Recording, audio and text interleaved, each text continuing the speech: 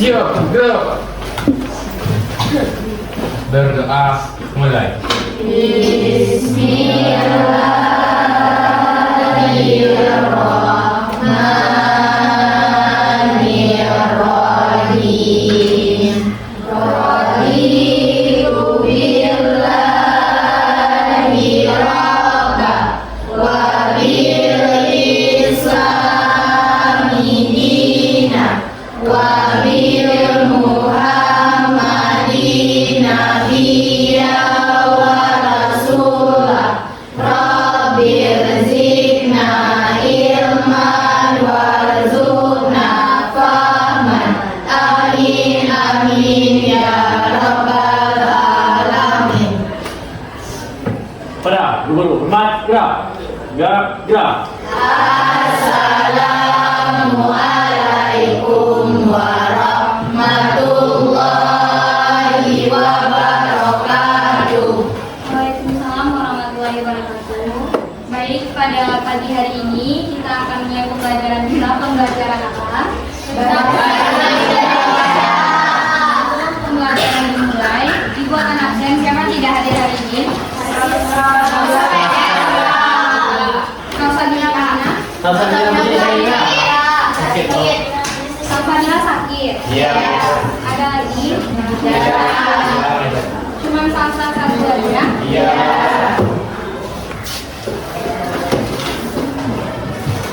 Kita doakan ya, semoga Salsa bisa cepat sembuh dan kembali belajar bersama kita di kelas. Nah,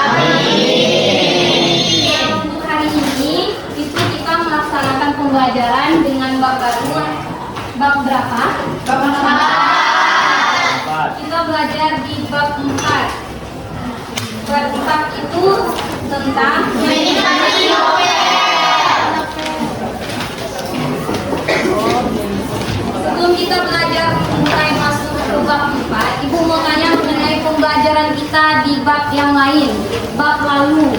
Di bab 3 kita mempelajari tentang teks editorial. Nah, Ibu ingin mengetahui apakah Anda semua masih mengingat pembelajaran kita di bab sebelumnya. Ada yang bisa menyebutkan sedikit tentang pembelajaran kita di bab 3? Email silakan. Jadi editorial atau tajuk rencana itu adalah sebuah teks yang berisi opini yang terdapat pendapat di dalamnya dan kesan resmi suatu media terhadap institusi penerbitan terhadap persoalan yang aktual, fenomenal dan kontroversial yang berkembang di dalam masyarakat. Jadi intinya di dalam teks editorial itu tidak hanya terdapat opini saja di dalamnya, tetapi juga terdapat fakta-fakta di dalamnya yang mendukung teks editorial. Untuk itu kita harus mampu membedakan mana yang fakta dan mana yang opini. Fakta itu merupakan kejadian ataupun sesuatu yang benar-benar terjadi adanya dan terdapat bukti yang akurat. Sedangkan opini itu hanyalah penilaian ataupun tanggapan dari sebuah redaksi. Nah, benar. Jadi teks editorial itu merupakan sebutan lain dari tajuk rencana yang berisi opini atau fakta. Ya. Nah, jadi sebelum kita masuk ke materi bab 4, alangkah baiknya kita mulai permainan ice breaking dulu. Ya. Lebih fresh, lebih semangat dan lebih bisa memahami materinya dengan lancar karena kita sudah fresh dan tidak terlalu kaku di kelas. Ya. Di sini ada yang bisa bantu Ibu mimpin ice breaking? 2 orang. Ya. Dila sama Yolando. Dila sama siapa? Ayo Dila sama Yolan silakan ke depan bantu pimpin ice breaking teman-teman ya. Ya, skripsi.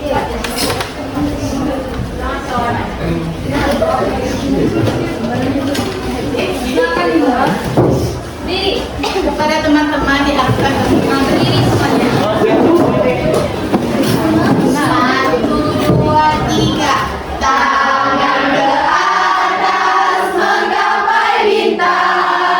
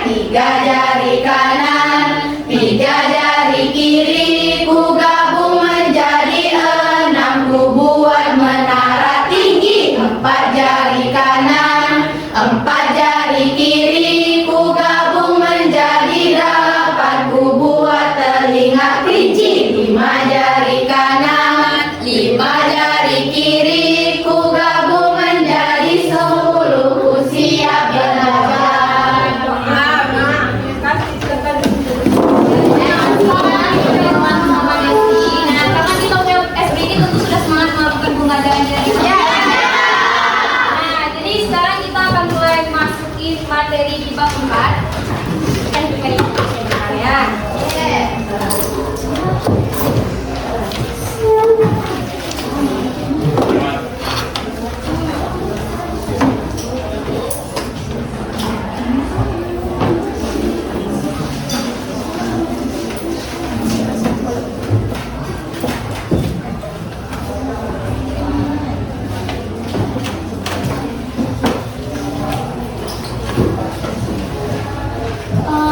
Ada yang bisa bantu ibu kamu yang saya fokus? Lima. Main kan?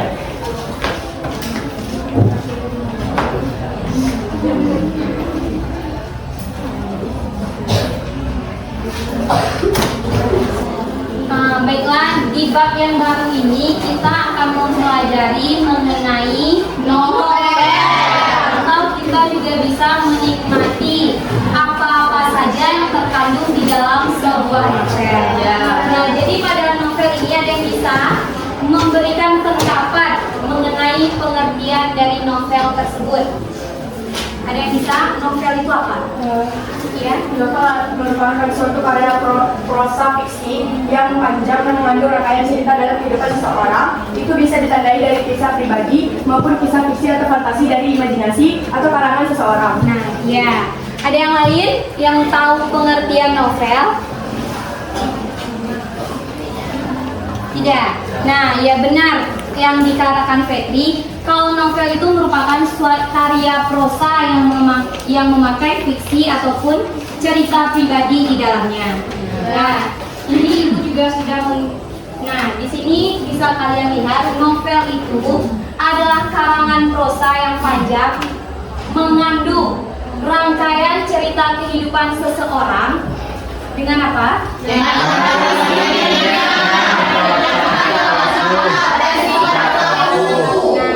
Ya, dengan orang sekelilingnya dengan menggunakan watak atau sifat dari sifat. Jadi novel itu mengandung beberapa sifat di dalamnya, terutama ada unsur-unsurnya, strukturnya, beserta kaidah kebahasaannya. Pada hari ini kita akan mempelajari mengenai unsur-unsur intrinsik dan kaidah kebahasaan dalam novel. Nah, ini merupakan unsur intrinsik dari novel tersebut. Unsur intrinsik dari novel itu ada 7. Yang pertama itu ada tema. Nah, tema ini merupakan, kalian bisa bantu ibu baca di PPT? Saya Bu. Lanjut. Tema adalah pokok atau ide cerita yang dikembangkan menjadi sebuah novel. Tema harus ditentukan sebelum penulis menggarap novel. Ada berbagai jenis tema seperti fantasi, horor, percintaan, keluarga, petualangan, misteri, komedi, psikologi, hingga sejarah. Nah, iya. Tema itu berisi mengenai tulisan-tulisan ataupun apa saja yang akan kalian tulis di dalam novel yang kalian tulis. Jadi tema ini harus berkaitan dengan isi dari novel tersebut. Tidak mungkin kalian menuliskan novel yang memiliki nuansa romansa, namun kalian memiliki tema ataupun judul dari novel itu misteri kah, horor kah, tapi tidak nyambung mengenai tema dan isi. Yang kedua itu ada tokoh. Tokoh ini merupakan orang-orang yang terlibat dalam peristiwa ataupun dalam cerita yang ada di dalam novel tersebut. Nah, contohnya pada novel Harry Potter berarti tokohnya yaitu Harry Dan kakek bercampur. ya, dan penyihir-penyihir lainnya. Di tokoh ini memiliki banyak karakter. Dalam tokoh itu mempunyai beberapa karakter. Ada tokoh yang memiliki karakter antagonis, ada protagonis. Ya, jadi ada yang baik, ada yang jahat. Jadi kita hidup dan dalam novel itu juga hidupnya berpasangan ya. Ada pemeran yang baik, ada pemeran yang jahat. Jika hanya baik saja maka novel itu tidak. Ya, unsur yang ketiga itu ada latar. Nah, latar ini apa?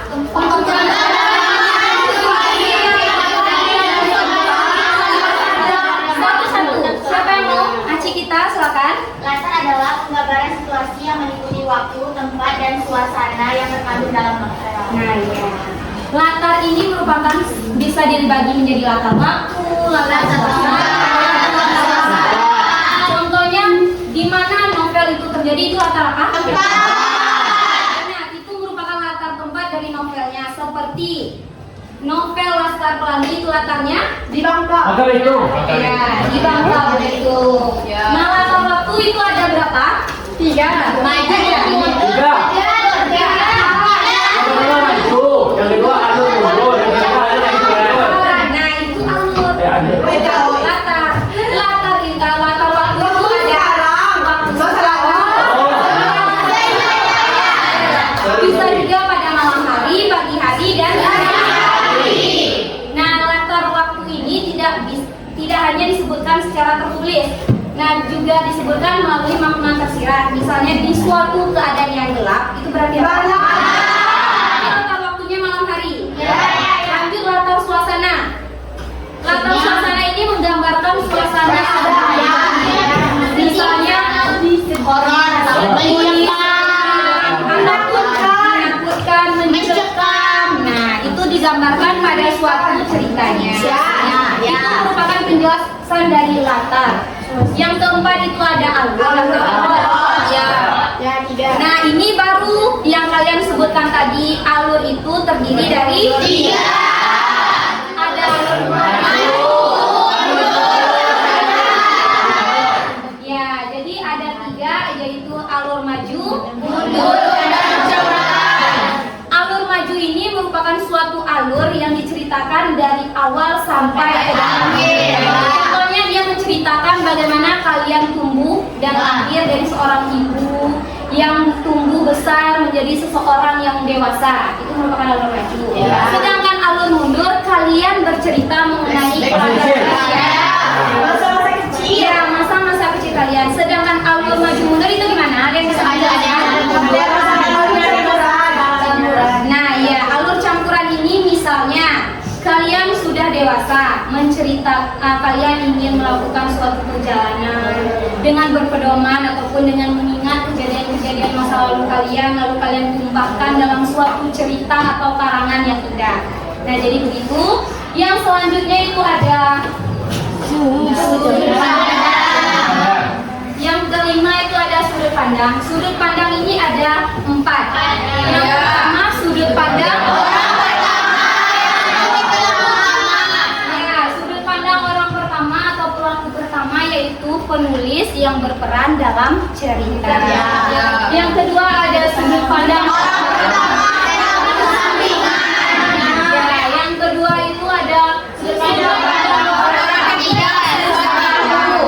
Yang ketiga itu ada sudut pandang orang ketiga. Dan yang keempat itu ada sudut pandang orang ketiga.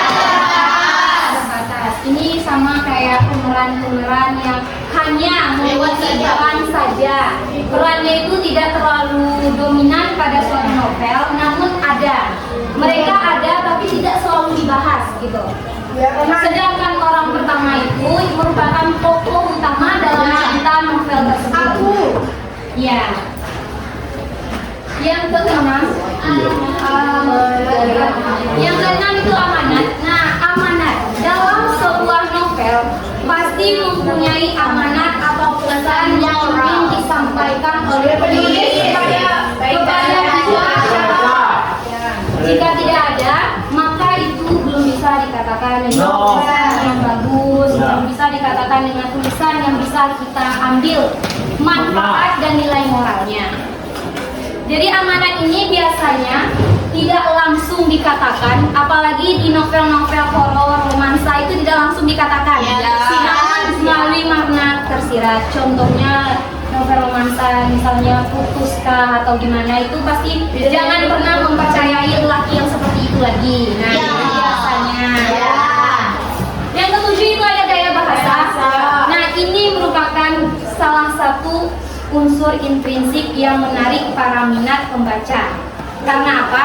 Jika gaya bahasanya menarik dan dipahami oleh pembaca, menarik dan ringan, maka pembaca akan dengan senang hati membacanya.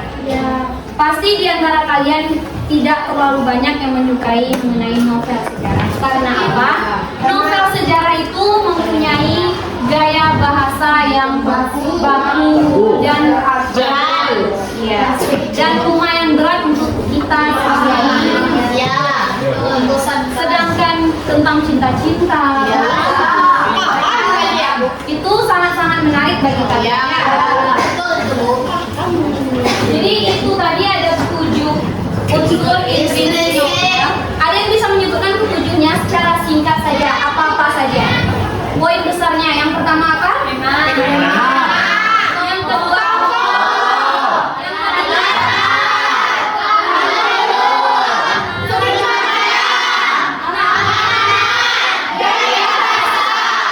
benar sekali, itu merupakan 7 unsur pendukung dalam sebuah novel. Jadi jika kalian ingin belajar menulis novel, maka pahami dulu unsur pendukungnya. Jika kalian sudah memahami unsur pendukungnya, maka tulisan-tulisan kalian itu akan lebih mudah dan lebih cepat diterbitkan, atau bahkan bisa menjadi seorang sastrawan ataupun penulis yang handal. Amin. Ada yang bercita-cita ingin menjadi penulis atau sastrawan? Yang libur juga. Banyak ya. Ya. Nah, untuk selanjutnya itu kita masuk pada kaidah kebahasaan novel. Kaidah kebahasaan novel itu ada yang pertama itu ada 3. Yang pertama dan peribahasa. Ungkapan ini merupakan gabungan kata-kata yang memiliki makna. Nah, jadi seorang penulis pasti memiliki ungkapan ataupun sesuatu yang ingin disampaikan kepada sang pembaca melalui tulisannya. Jadi pada ungkapan ini, contohnya buah pena, itu artinya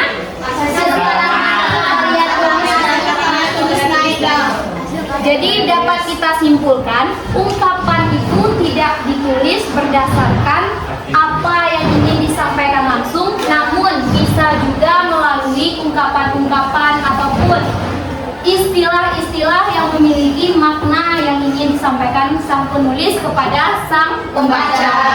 Jadi contoh yang Ibu berikan itu ada buah pena, itu artinya hasil atau karya tulis naik daun. Yang kedua itu ada terkenal tinggi hati, itu berarti sombong. Nah, yang kedua itu ada majas.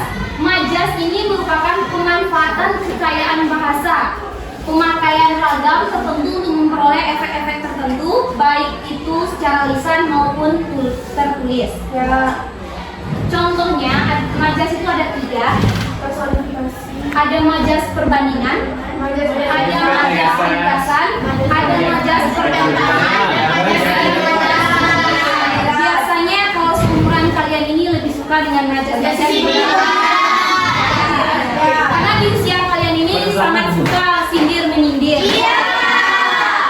Dan yang ketiga itu ada peribahasa. Ini tidak lagi asing bagi kalian, jadi sudah merupakan hal yang familiar karena sudah dipelajari sejak kecil. Sejak SD, sejak kecil. Nggak mungkin kalian belajar peribahasa dari kecil, apalagi baru lahir belajar peribahasa. Jadi peribahasa ini merupakan kelompok kata atau kalimat yang susunannya tetap, biasanya merupakan hiasan maksud tertentu yang bisa berisi perbandingan, perumpamaan, nasihat, prinsip hidup, atau aturan tingkah laku. Nah, contoh peribahasa yang dicantumkan itu ada berat sama dipikul, ringan sama digigit. Ini merupakan peribahasa yang sangat tidak asing bagi kalian karena sudah didengar dari beberapa tahun yang lalu. Dari kecil sampai sekarang ini pasti tetap dipakai. Karena apa? Ini merupakan suatu peribahasa yang bagus untuk kalian terapkan dalam kehidupan kalian. Peribahasanya ada berat sama dipikul, ringan sama dijinjing. Itu yang artinya bersama-sama dalam suka dan duka, sama-sama taruh. Nah, yang selanjutnya Berarti sebelah. Thank you. pembahasaan dari Novel. Ibu ngambil materi ini dari beberapa sumber karena di dalam buku paket kita itu tidak ada mengenai kaidah kebahasaan. Jadi Ibu ambil ini dari sumber lain supaya kalian bisa lebih memahaminya, dan Ibu harap untuk beberapa tahun ke depan adalah dari kalian yang menuliskan suatu novel yang bisa populer dan tenar di publik ataupun di masa kalian nanti. Nah, jadi setelah hari ini, mungkin kita akan menulis sebuah novel singkat saja, beberapa. Namun sebelum itu Ibu akan memperlihatkan bagaimana cara mencari unsur-unsur dalam sebuah novel dengan menggunakan kemampuan dan berdasarkan materi yang kita dapatkan. Nah, itu ada satu video, silakan disimak. Iya, Bu.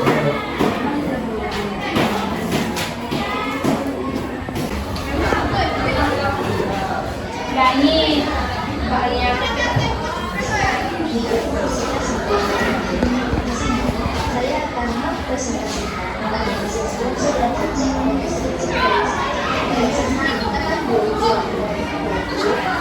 Nah, ini merupakan novel Laskar Pelangi yang difilmkan, yang dinyanyikan. Jadi ini novel merupakan novel yang cukup terkenal. Silakan disimak ya. tema pada puisi ini yaitu perjuangan dan ketinggalan, yaitu semua perjuangan yang disertai dengan keikhlasan sebagai orang kota Laskar Pelangi dalam menempuh pendidikan. Mereka dengan segala kekurangan dan keterbatasan yang ada, namun mereka pantang menyerah dalam menuntutnya. Unsur intrinsik selanjutnya yaitu tokoh dan lingkungan. Adapun tokoh pertama yaitu Haikal yang merupakan tokoh yang sangat sederhana, ramah, sabar, dan juga cukup pintar. Ika juga sangat berbakti kepada kedua orang tua dan sekolah. Ika tidak pernah merasa putus asa dengan apa yang dia perjuangkan. Tokoh selanjutnya yaitu Bintang. Bintang ialah seorang anak yang sangat berjuang di pendidikannya. Bintang juga sangat berbakti terhadap orang tuanya. Juga sosok anak yang sangat bertanggung. Bintang juga punya otak yang sangat mulia, dan sangat biasa. Namun dia tidak bisa caranya. Bintang juga sangat sederhana. Selain itu ia juga hobi membaca. Tokoh selanjutnya yaitu dia merupakan sosok yang berbeda. Namun Mahar sangat Mahar juga memberikan apa yang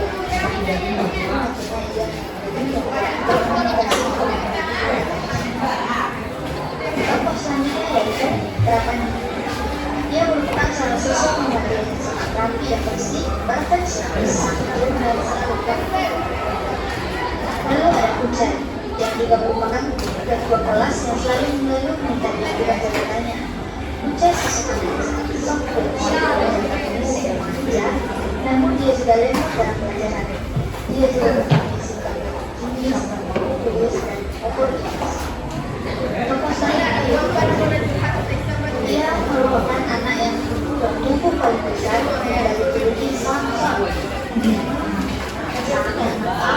susah jatuh dan sangat ingin menjadi cowok anak. Namun dia juga sangat konsisten terhadap apa yang ingin dia capai. Tokoh selanjutnya yaitu Darwin. Dia merupakan seorang anak yang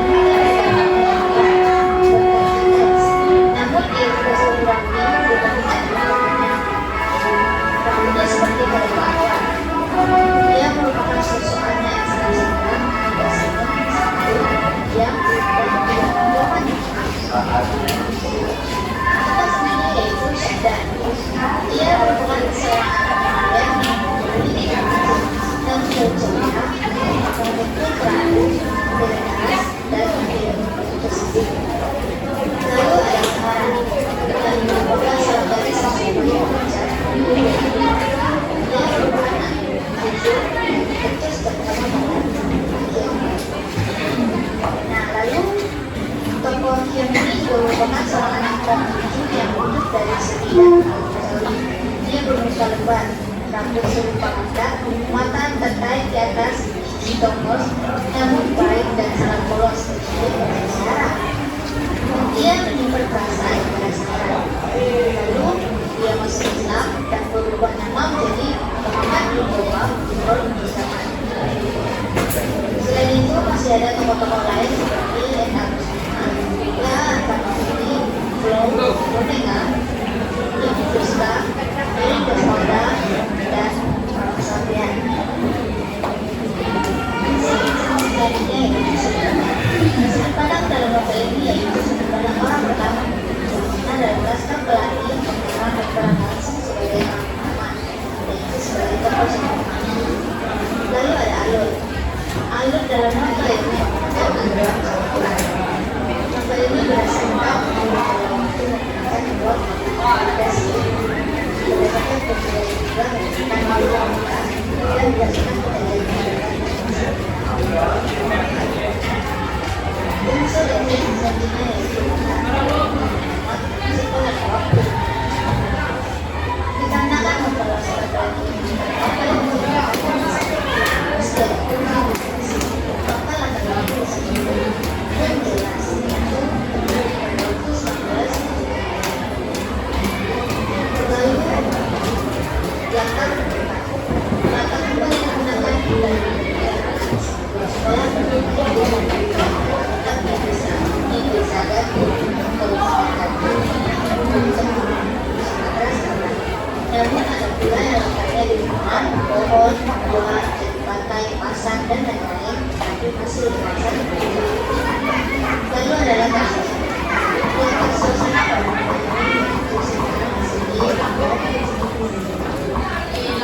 pusat selanjutnya yaitu gaya pasar.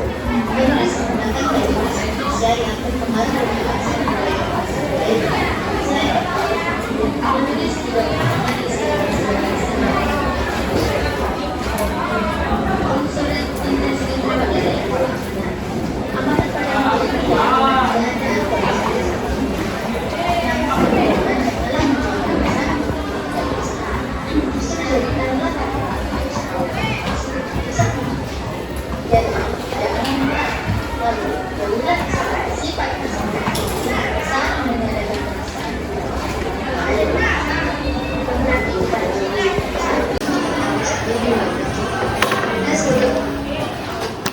Nah, jadi itu tadi contoh novel yang dibahas mengenai unsur intrinsipnya.